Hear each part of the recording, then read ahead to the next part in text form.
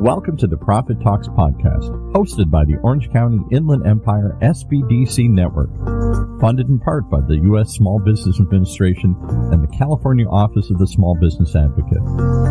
This show is the go-to resource for business owners seeking empowerment, education, and resources to succeed. Join us as we connect you with experts, share the triumphs of fellow entrepreneurs, and reveal the wealth of assistance available to you today to level up your business. So let's go. Let's dive in and learn more. Well, today we're going to learn about the number one, I think, category of small businesses out there. I'm going to call them family-owned businesses. And we've got an expert on family-owned businesses. She's lived the journey. She's helping others navigate the journey. Welcome, if you will, Katie Rucker.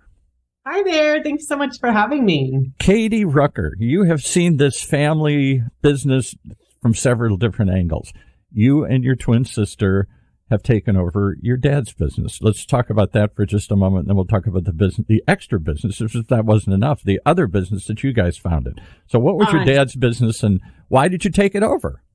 Yeah, no, thank you so much for having me and here to kind of share just a little bit about our story. So our dad started his company in 1985. We're called Mackenzie Corporation. We are an Orange County-based customer insights consulting firm. So we grew up with the company in the bonus room of our house and it eventually moved out and, it grew up as well. Our dad started the company. His measurement for success was really just to be able to take care of and support his family, just that entrepreneur spirit. And what is it that they do? It's rather specific. It's a unique niche in the marketplace here. Yeah. So we are a customer insights and market research consulting firm. So we do everything from insight strategies. We work primarily with sales and marketing teams, with B2C mainly focused companies.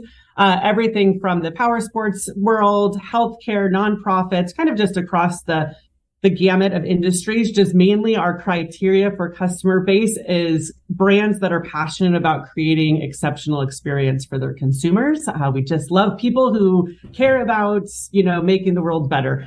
And so your dad was a data geek. He must have liked data. Our dad is a self-proclaimed data nerd. He hired self-proclaimed data nerds. I actually always say I am not a numbers person, which is kind of strange to be owning a research company, but I studied sociology in college. I'm fascinated by the inner workings of people and how people work together in communities. And so I think that's, what I bring to the company. But Jenny and I took over ownership in 2013. As you said, twin sisters. We did not get along. We actually went to different high schools. And so it is interesting in family business. I think, is anytime that you say, would you work in a family business? Could you imagine working with your sibling? Those types of things. Yeah. 99.99% as the data company, I would say that the research would show that most people will say absolutely not. Yeah. And husband and wives, brothers and sisters, children and parents. Yeah. Yeah. I think the perception is that it is extremely difficult, which it is. But as we always kind of say, work and just jobs in general are difficult and families in general sometimes could be difficult. We just, put it all into one and overcome some of those challenges by just having brave and honest. I'll give you one example. Here at OC Talk Radio, we've talked about this topic a lot through the years. And I think I mentioned you offline. We even did a show for a while on family offices, a company that managed family offices and what that dynamic was. We'll talk about all these things a little bit, but let me give you one example that I always stuck in my mind. We got to meet a couple times the great entrepreneur Wing Lam, who started Yahoo Fish Taco. Very colorful guy, wears wild clothes and a goatee and the whole thing. His big socks. Yeah. And he talked about rather bluntly one time when he came in here about starting it with family and friends. Hey, they're a bunch of surfers. We're going to have this cool shop. And like we saw down in Mexico, we're going to make fish tacos and this one. And it was until it became serious. And at some point it started to grow. This is a real business and the decisions we make impact more than us. There's a lot of people that work for us now. And if we screw up, we can blow this whole thing. And at some point he had to fire. I don't know if it was family or friends or both, but he had to go to them and say, we need somebody with more skill set than you've got. We were just a bunch of surfer dudes. Now we need people with accounting degrees and marketing backgrounds and stuff. He said, it's hard to fire employees or hard to let people go. Try and let your uncle go or your brother go or your friend go. And that adds to the whole dynamic. And then what's the next family get together like? The next Thanksgiving dinner where you fired Uncle Joe here or something, or forced Cousin Sue out or something here. That's a real problem because you've now got a whole different layer of relationships on top of the work relationships. Talk about that a little bit. How do you manage? Yeah, the 3-circle model is something that's talked a lot about in family businesses. So you have your family circle, you can have the ownership circle, and then you can have the management circle. Because then as you also mentioned offline, you can go from entrepreneur who starts the company, which is like what we was talking about, then doing a succession or transition to G2 or generation 2 ownership. It's a hard one because you really are going from that free loving entrepreneur spirit where you're really starting to think multi-generational and you have to start putting systems and process in place that can't all just be in your head. I know how to do this and nobody else does. Right. Exactly. And then when you really start, a lot of complexity then starts coming in when you start going from G3, G4, G5, and you get bigger and bigger because your family unit, which then is the ownership circle, that can be the different shareholders, can get bigger and bigger. So you can have more family members that own a piece of the business, but then they're not in the management circle. And then that can cause its own complexity. So a lot of times then they do talk about needing to have scheduled time to have meetings in each one of those 3 circles, have topics that you say, which circle should that be, or which room should those conversations be in? And some of them could overlap, but a lot of times the issues can be that you're trying to have too many conversations within one circle and not actually separating them. Yeah. And so taking time to then say at the ownership level circle, do you have any sort of policies about employment? Do you have policies regarding married in and spouses? Do you have policies around how the ownership structure of those shares should be done? And then in the management one, you do need to put in policies about if families working within the operating business, who do they report to? What is the structure about like promotions and those types of things? What are the skill sets that they need before they're allowed to come in, and kind of all of that? And then how are decisions made regarding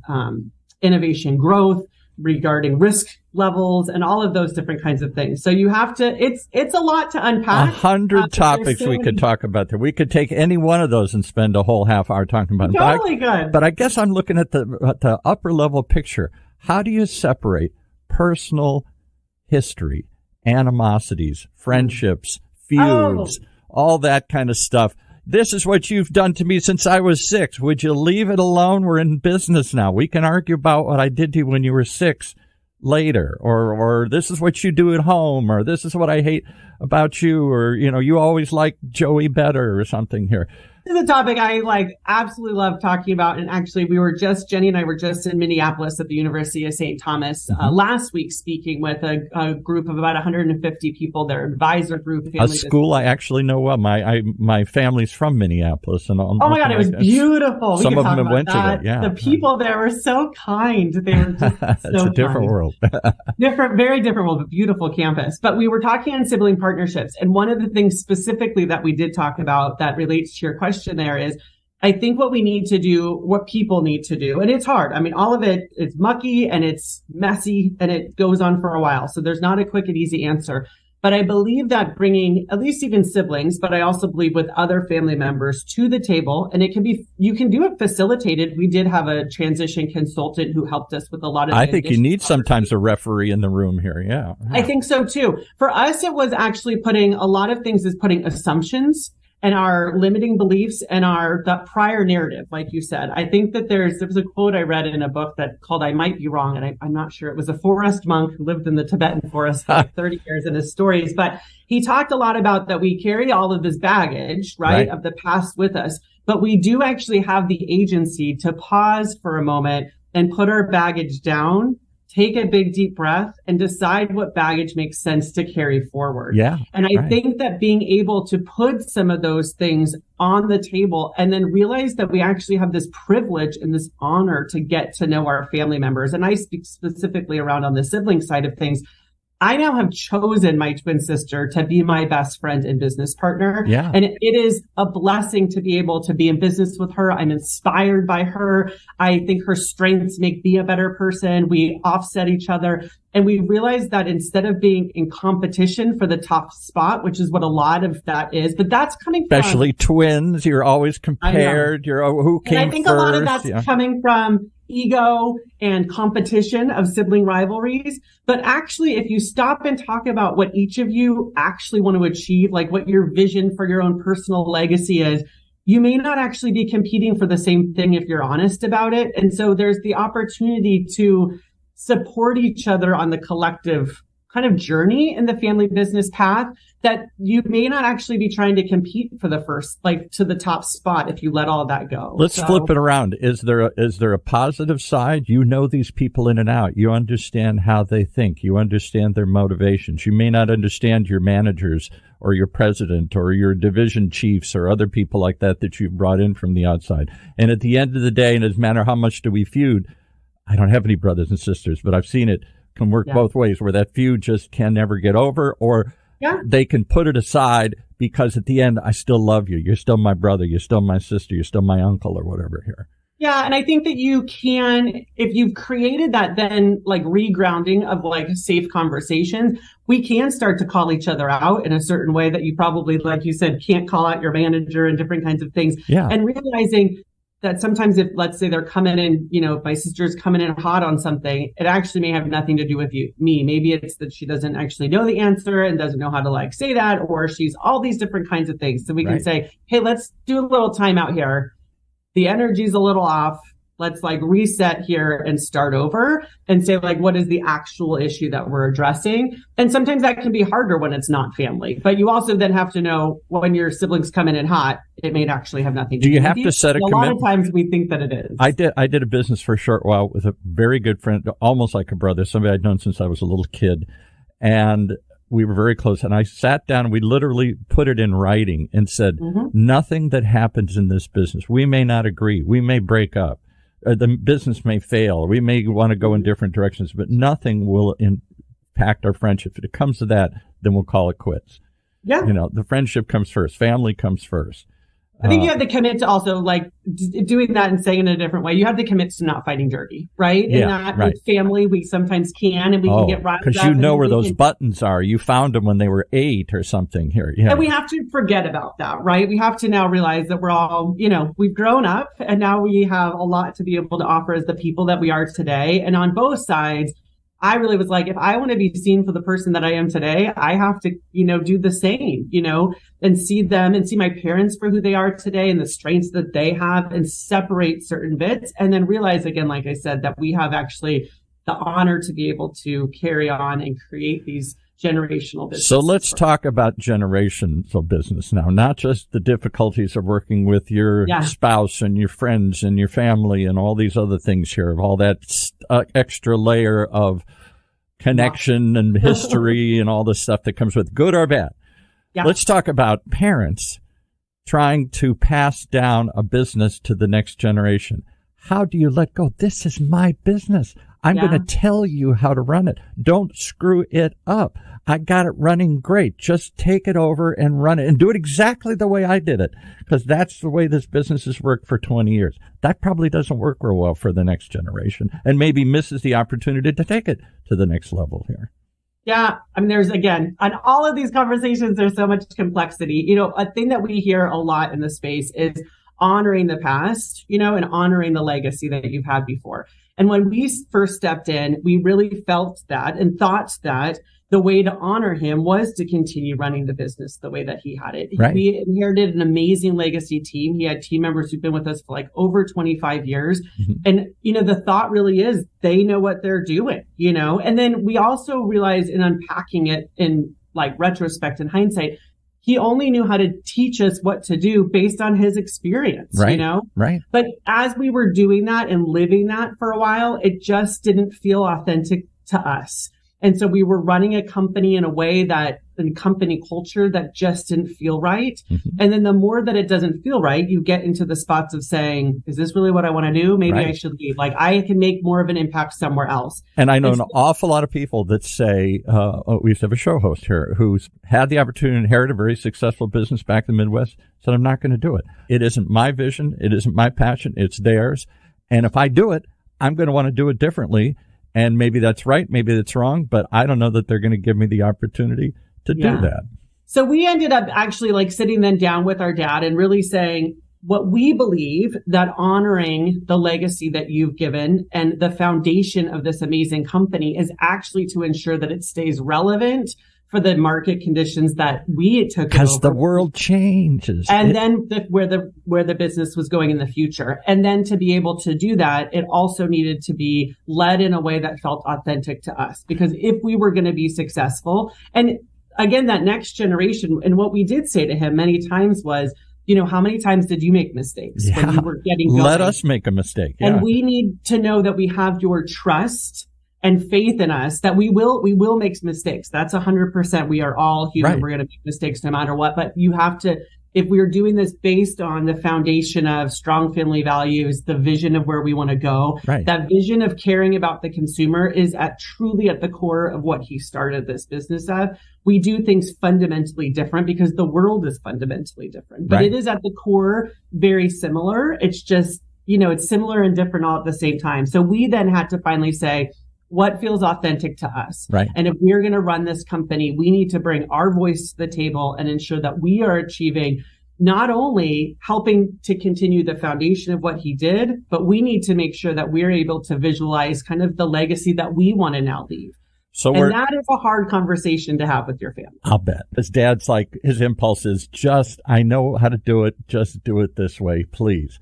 Yeah. But he's got to trust in you. He's got to realize things have changed and the old ways have got to adapt and got to update. And we are blessed. Our dad has been super supportive from the very beginning. So he says, do whatever. And then he says, I don't really know what you're doing. Oh, okay. Now I understand. Okay, but now I don't understand. And it's all a part of it and stuff like that. But he is one of our biggest cheerleaders and champions from the sidelines now. All right. Well, we didn't mean to go the whole episode just down on that one company here, but I thought it gave us some background because you then decided, why do another company? You got one. Why your sister want to open up Next Gen Collaborative?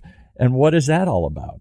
Yeah. So again, and actually I do feel like, so thank you for the way that conversation was going, because it really is actually going deep on family businesses. So for us, we actually joined at Cal State Fullerton. They have the Center for Family Business. I know it very well. Yes, they've come in. And that's what, then we were actually at the Family Business Center at the University of St. Thomas. And so we've been spending time, but that Family Business Center at Cal State Fullerton made a huge impact for us. That is where we then met our transition consultant, who was through the Family Business Consulting Group out of Chicago, but she was living here. And that group and that community that we found, it made us feel like we weren't alone. So even like the story you were sharing about Wing Lamb, he's then been able to connect in with other, I don't know if he's a member, but he's very prominent in that group. Very prominent in that community, yes. As well. And being able to meet other business owners who are dealing with some of these types of challenges. You can go to, there's a networking meeting that we could go to morning, lunch, and dinner every single day.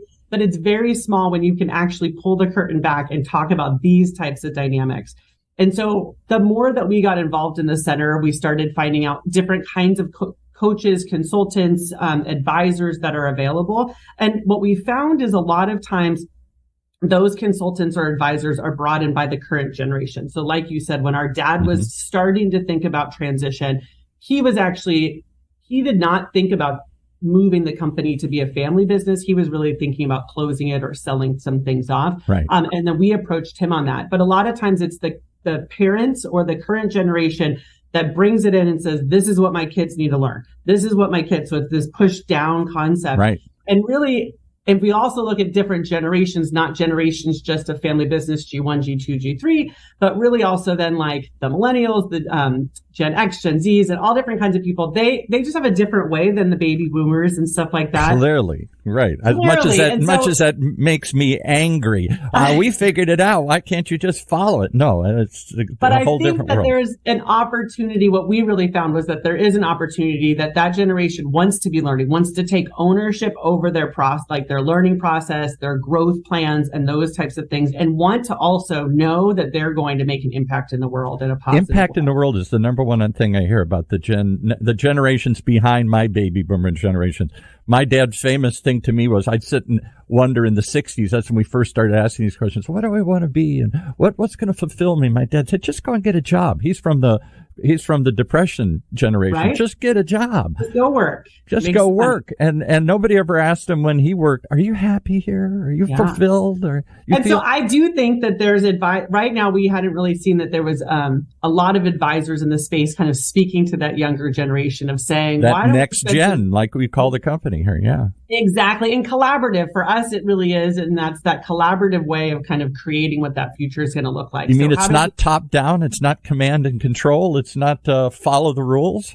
We're trying to change the narrative. And so for us, it is changing the narrative. And again, it's not to shift the power, as we were saying, but in a way kind of equalize it. How do we actually get next gens coming to the table and saying, hey, I did my own self audit and here's some of the areas that I think that I need to grow in. What are your thoughts? And then it's creating more of a two-way dialogue versus, again, that command and control and top down. And I think that really then also being able to have a view and a vision for the future, like the legacy that each of us individually want to make, to bring that to the conversation as well, to be able to say, I honor the legacy that you have and the direction that you want to go, but this is also what's important to me. So how do we make it a win-win where we can continue what you have, but how do we create space that allows me to also, live it up to what I want to be able to believe, the impact in the world. So let me ask you the last question here. Why did you come to the SBDC? What was there at the SBDC that wasn't in Cal State? They got a wonderful program to work with family businesses and the dynamics. What was it that you needed? How did we fit into the equation? Yeah, I actually learned about the SBDC through one of the Center for Family Business webinars one time. And while I have owned a company now for quite a number of years, I've never actually started a business. So when Jenny and I first started toying around with this idea, that I'm doing my Google searches, try to figure out what are the things to get started. And then I'm all about efficiency, consistency, kind of like top strength finder. So I do the operational administrative side of Mackenzie Corp. So I'm always like, how do we get from A to B as fast as possible? I'm going to make some mistakes again, but if I can learn from people along the way. And the SBDC, when we reached out to them, we got connected with an amazing consultant who just had such a creative marketing mind as well. Let's do a shout out to that consultant here. Yes, Kathleen Swift. She was amazing. Okay. So awesome. Actually, I loved her energy. And she would, poke at us and challenge us. And so she really helped us with just the initial basics. This is how you get your business license. And at the beginning, I felt like I should know these things, but I've never started a company. So just because you own one and you inherit it, it all was already doesn't set mean up. You have to know how to put a plan in place and go out and figure out, do I do it virtual? Do I do it in office? Do I hire people? Do I need money? Price modeling and marketing strategies. And even then, again, I had tools, but we wanted to look at this through a completely different lens. And the resources they were so amazing. And it was just being able to have the support and bounce ideas off of. We would get business opportunities and I'd shoot Kathleen a note and say, I'd love to just kind of kick around a couple different price models. She gave us some ideas that I had never even thought of. And so it's a great resource that, again, even though I've been a business owner, I've just never started one. And to know that there's resources like this for our community. Free resources. That's what always amazes me about this. No charge. Oh, it's my goodness. What's the catch? Yeah, no catch. Like 3 different people and said, why are you doing it on your own? You need to call them. They're so amazing. Yeah.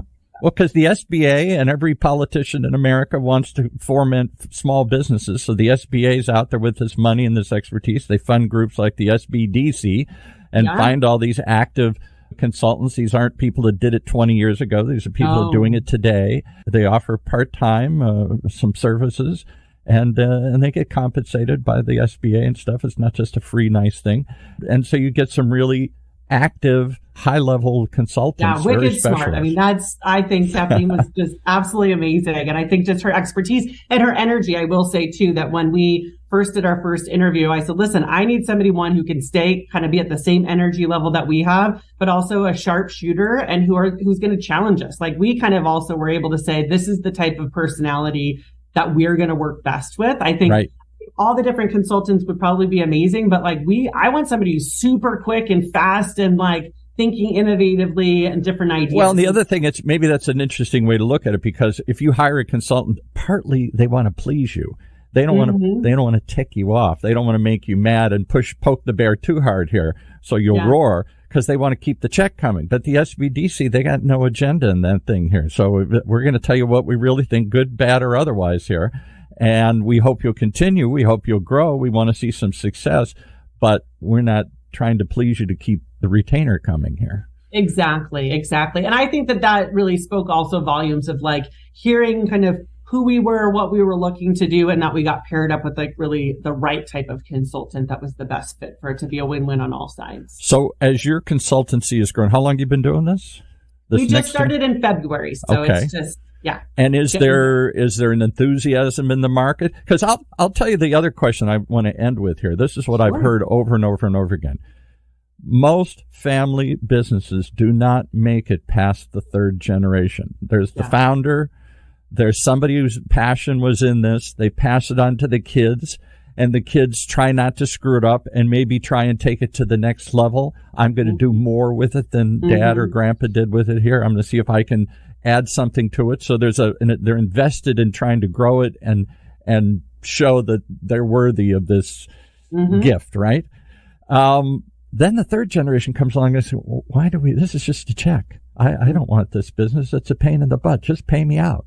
I don't want to know it. It's not my interest. I could care less about it. It's been a source of income. Just pay me out. And they don't seem to have any connection to it. Now, there are exceptions to that. I grew up in Detroit. The Ford family famously has kept members alive through generations. But am I right? Most family businesses, by the third generation, they start to fizzle or fall apart I don't know the specific data points on like what the percentages are, but you are correct. The farther you go along, the harder it is. One thing that we've really come to, and we learned a lot just even from our small groups here in Fullerton and then some of the conferences. Family Business Magazine has an amazing conference called Transitions. They do it on both coasts. It just was, I think, last weekend in San Diego. And that we've actually met like 8th generation family businesses, which is just amazing. But what a lot of times is so the original founding operating business may end up actually selling off depending on what it is. But there's a mindset shift, and something to think about with family businesses is that you can go from that original family business to becoming a family enterprise. And so how do you actually start taking, if you want to sell that off, do you actually then use those funds to fund kind of the enterprise actually fund multiple businesses that speak to the different, shareholders who might want to do it, and or then do like real estate assets or those kinds of things, so that you have then an umbrella of different types of services or businesses that can be interconnecting, or they can be diversely different. So a lot of times now people are saying, what about your kids?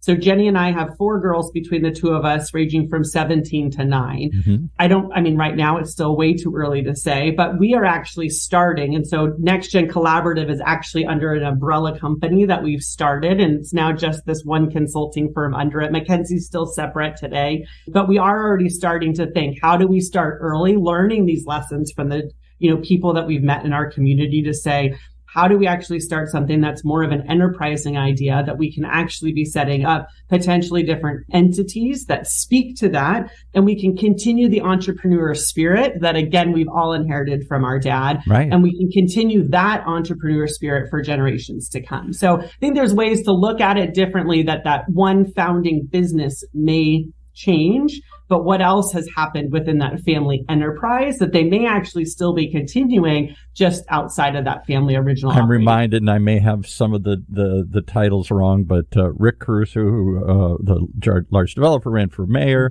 recently in Los Angeles, very large real estate developer. His father started, I think it was General Rental Car.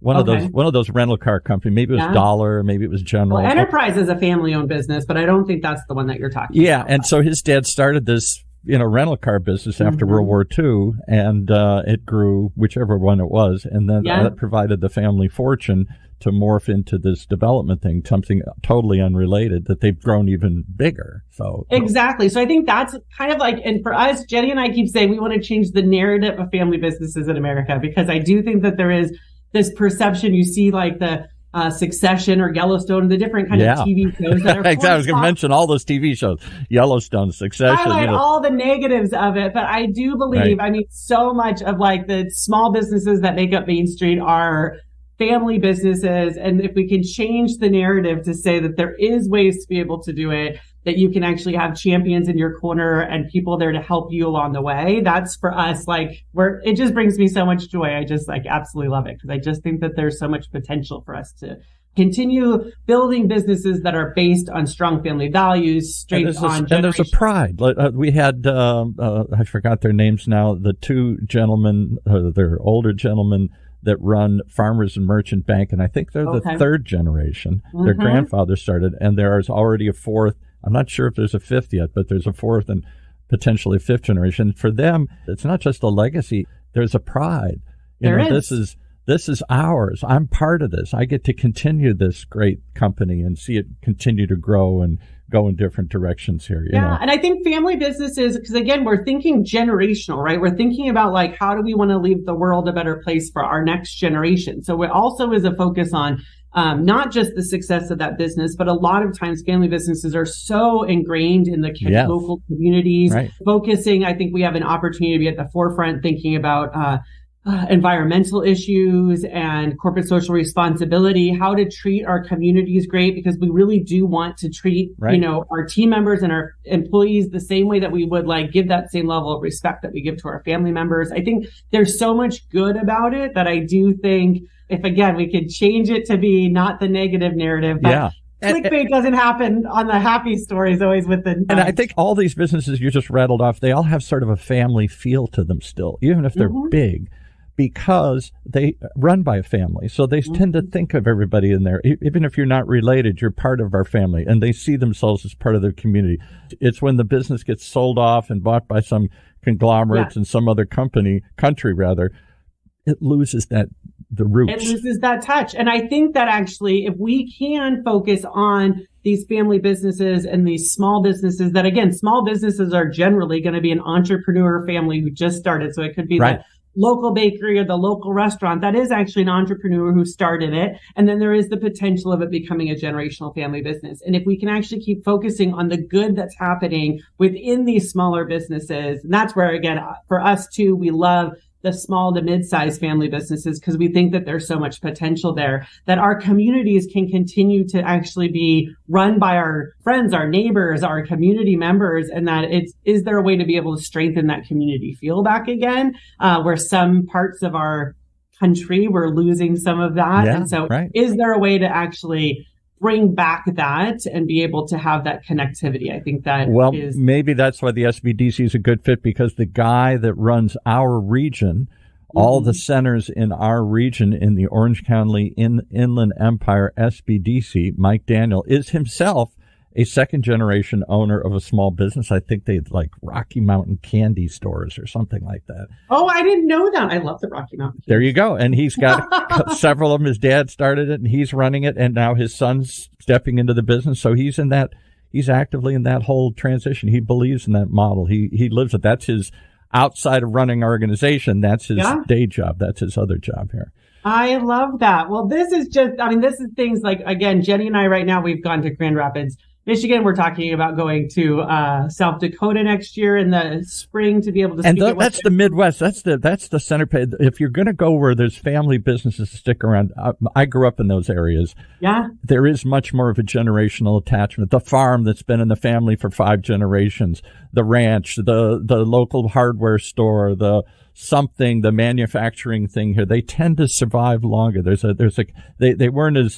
They didn't move all over the country and just start all over again here. There is something about that. Maybe it's because it's connection to the community. I think it is something, and there is something for us to learn from that. And it's a privilege and an honor to be able to go out and speak with those different companies there, and then to be able to now expand our network of the types of family businesses that we're connected with. Well, I hope you'll come back and share more, because I think this is a big story. I think the whole world, like the SBA and the SBDC, is out to create new businesses. That's wonderful. But what happens to those new businesses after the entrepreneur leaves the scene, retires, dies, whatever? It's huge. Do they just sell them all off and now we're just conglomerating these things together, or can they stay in the family and continue to be connected to the community? I think that's your challenge. The Next Gen Collaborative. How do they find you if they want to learn more about either your consulting firm or this new business that you've taken on to help others like you, then the next generation take on these roles? How do we find those websites? Sure. So nextgencollaborative.com would be to find out more of that. And then I'm really active on LinkedIn. So you can look me up, Katie Rucker, Rucker, on LinkedIn. And then that'll have a link over to both. And if they want to hire you to do some insights, what's the other company's name? MackenzieCorp.com. That's MACKENZIE Corp. So I'm actually fourth generation Catherine Mackenzie. So Mackenzie is on the female side. So we are Scottish. I walked down the aisle with my dad in full kilt. Oh, my goodness. Oh, I love you already. That's actually where the family name and the family business comes from. So Mackenzie. I'm very Irish, so I'm very into all that stuff. From the Scots, yes. So MackenzieCorp.com. Thank you so much. All right. Thank you, Katie Rucker. What a fascinating story here. I think there's more to be told. Thanks for joining us here today on this episode of The Profit Talks, brought to you.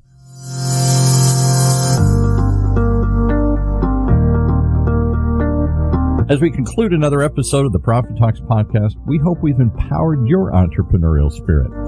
Reach out to us to connect with our experts, and let's take your business to the next level. Keep those dreams alive, keep pushing forward, and stay tuned for more. And if you liked what you heard in today's podcast and you want your business to reach new heights, just contact us at profittalkspodcast.org or call us at 1-800-616-7232. That's 1-800-616-7232. So until next time, keep thriving.